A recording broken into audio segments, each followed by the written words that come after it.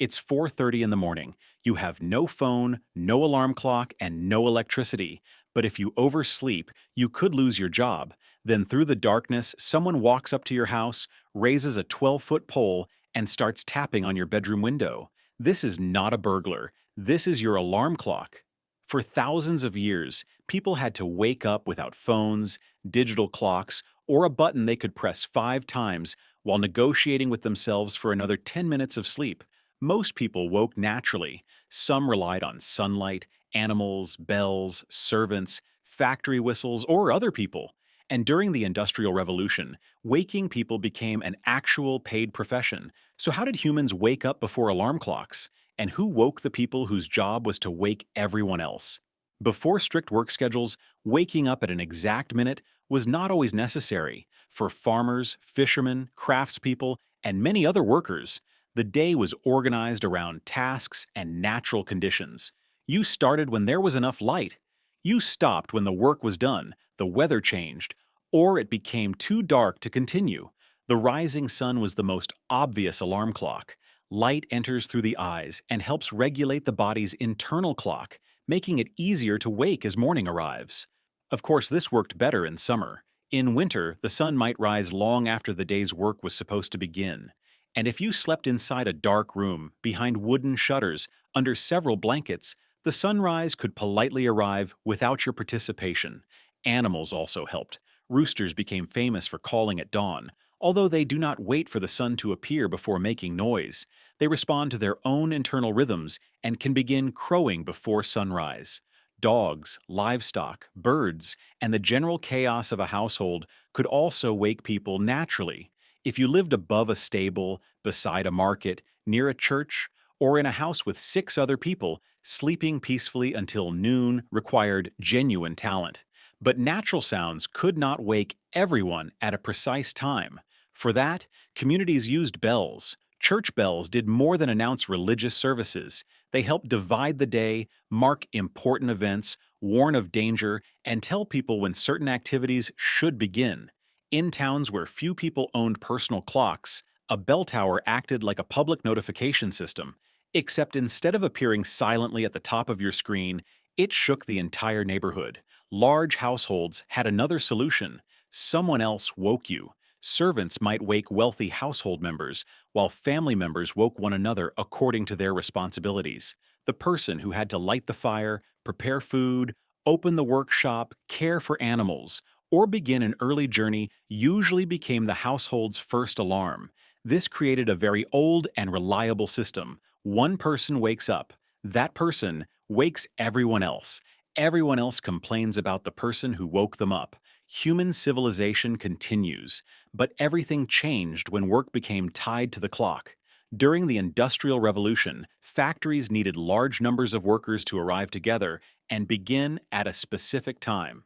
A farmer arriving a little later at his own field was one thing. Hundreds of workers arriving late to a factory powered by expensive machinery was another. Factory bells and whistles announced the beginning of shifts, but they could only help workers who were already awake.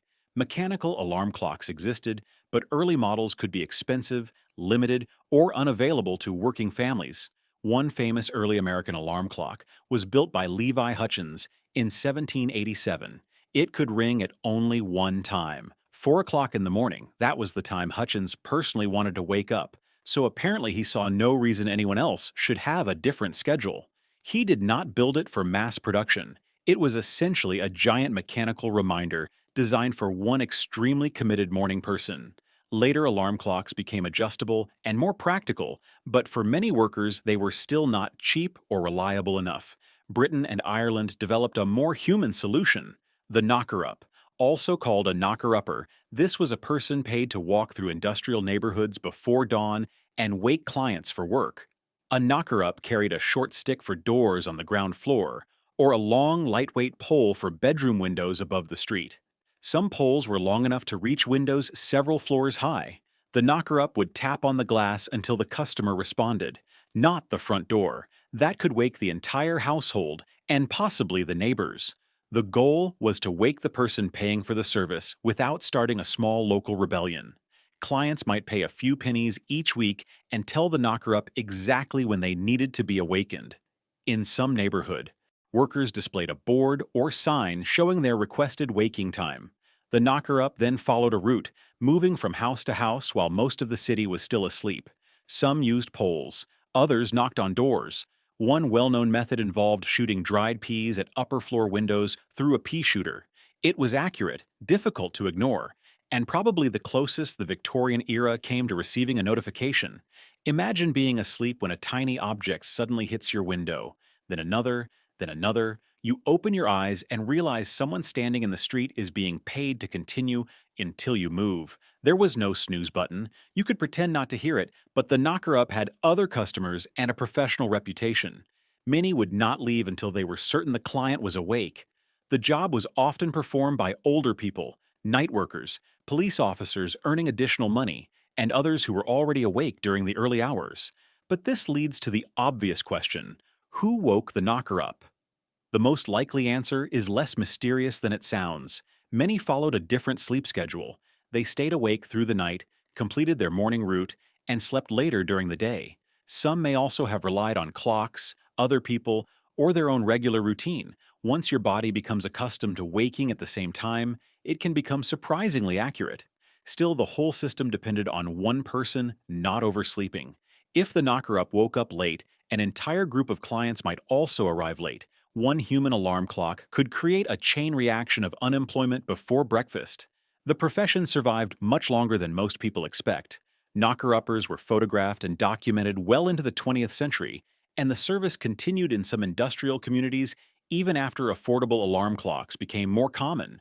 Eventually, mass-produced mechanical clocks became cheaper, more reliable, and easier to own. By the early 20th century, companies were producing alarm clocks for ordinary households on a much larger scale. The strange job of walking through dark streets and tapping on windows slowly disappeared.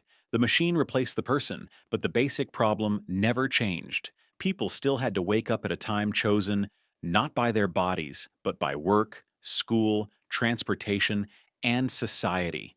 The alarm clock moved from the street to the bedside table, then from the bedside table to the radio, then into digital clocks, and finally into the phone beside your bed. Today, a single phone can create dozens of alarms. You can select the time, sound, volume, vibration, repetition, and the exact number of minutes you plan to ignore it. We have created the most accurate waking technology in human history, and we still press snooze. So how did people wake up before alarm clocks? At first, they followed sunlight, animals, household activity, and community bells. When precise schedules became more important, families, servants, and factory signals helped organize the morning. And when industrial workers needed a reliable wake-up call they could not afford to buy, they hired another human being to stand outside and tap on their window. The modern alarm clock did not simply replace the sunrise. It replaced bells, servants, family members, roosters, factory whistles, and an entire profession. Tomorrow morning, when your phone starts making the worst sound you have ever personally selected, remember this: at least there is not a stranger standing outside your house with a 12-foot pole. Although, depending on how often you press snooze, perhaps there should be.